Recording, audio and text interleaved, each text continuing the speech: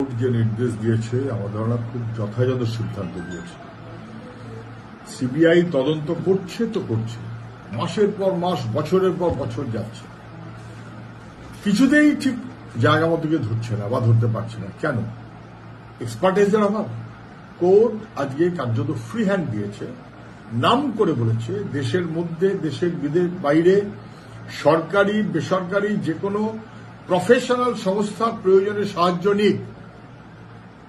TCS, Wipro ইত্যাদি সব নাম করে বলেছে, ইনফোসিস এই সহ বাইরের আইবিএম যে কারুর সাহায্য নিক, কিন্তু ওয়েমার্কশিট তার এই যে দুর্নীতি যেভাবে হয়েছে, সার্ভার যেখান থেকে পারে খুঁজে বার করুক।